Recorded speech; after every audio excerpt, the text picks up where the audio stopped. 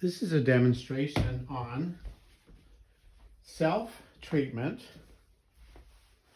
for tightness in the first cervical vertebrae, which is also called the atlas. So it can be referred to as C1 or as the atlas, and that's this right here. So here's the occiput, and right beneath it is the atlas, and the atlas has these projections laterally, okay?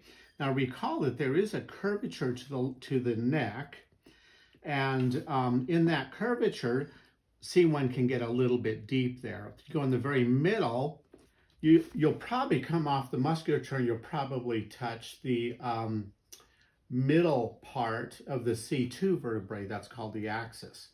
But to get to these lateral projections of the atlas, what you want to do is put your head on a small pillow.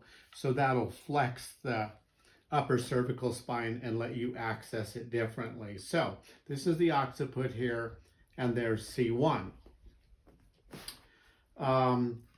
If C1 is tight, then you'll notice that if you reach across the front of your body with your index or middle finger, you come underneath the right side and you lift up, and then you do the opposite on the left. If it's restricted on the right, then it's very easy to self-treat. That can be a holding pattern of musculature involving the nervous system. It's not anything that's subluxed.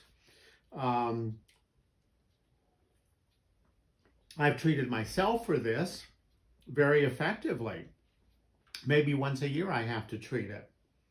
And what I do is I test the motion just as described. So this is the right undersurface of the atlas. I reach over with the left hand, get my index finger or my middle finger underneath it, and I lift up towards the ceiling and then give it little oscillations to see how it moves. I do the opposite on the left. So when the right is tight and I have more tenderness on the right side, it's really simple to self-treat. I simply bend my head, and this guy's not real flexible, but I bend my head to the right very slightly because it's the very first joint I'm affecting.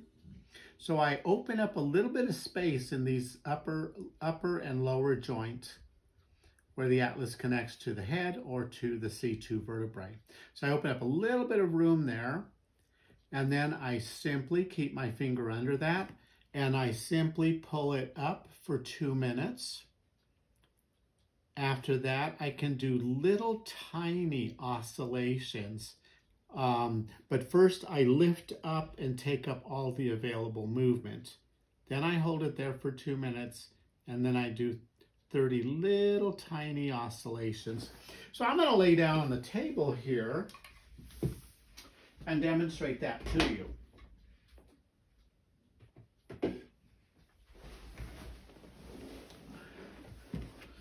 All right, so I'm going to reach across, and the typical pattern is for it to be tight on the right-hand side.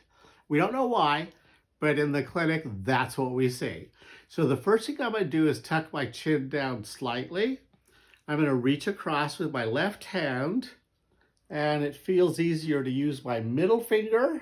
I can butt up against the occiput, and I just lift up towards the ceiling.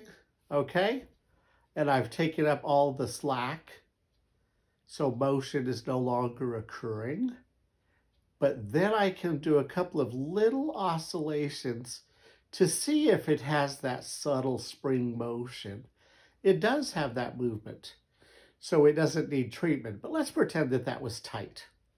Then one option would be to hold it for 2 minutes, and I can actually push my forearm with my right hand.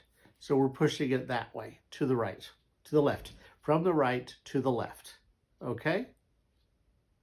And after 2 minutes, we can do little oscillations. And that's how we treat a rotational pattern of C1. There's other techniques. You know, you can see other techniques on YouTube. Some people put their chin on their chest and then rotate all the way and then resist for 10 seconds, relax, push to the right with the head again for 10 seconds, relax, and gain some motion that way. I like the first technique. I like to treat it really close to neutral. And it's that simple. Thank you.